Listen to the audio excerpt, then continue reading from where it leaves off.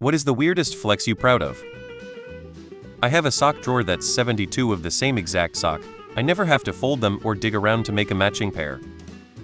I got my braces off 7 years ago and I've worn my retainer every night since. I made a meme on a small subreddit and a couple hours later my buddy sent me my own meme not knowing I made it. I once walked a beaver across a busy street.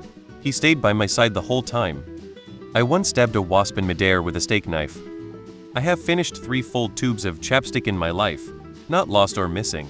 Finished to the end. Didn't go to the dentist for 20 years. No cavities. I've trained my mustache to be in a handlebar shape without using mustache products ever. Imperfectly happy and content in my marriage with my wife, and we have a very good relationship and good communication. I'm very proud of that. Most of the men in my life can't say the same. I'm fond of my Arrowhead collection. I don't brag about it, but I suppose keeping them in a glass case is flexing. I can touch my tongue to my nose. Always a frequent request at parties. I got chicken pox 3 times as a child. I can sometimes blow air out of my eye. Can't control when I do it. It's like Russian roulette.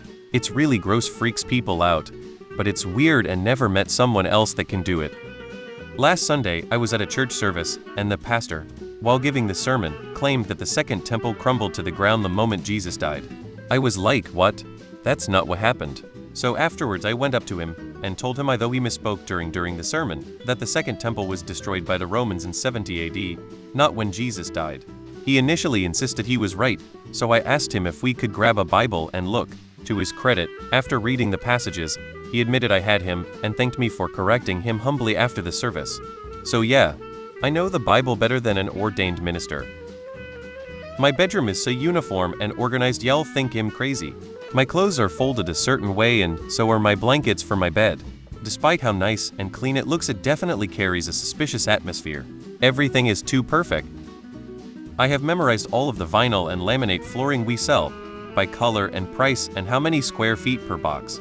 If a customer shows me a random plank, I know all the information about it. I also know what ones have the lowest VOCs, and what underlayment is the quietest. I know how much of each brand you need to buy to get bulk pricing. My husband calls me a flooring nerd.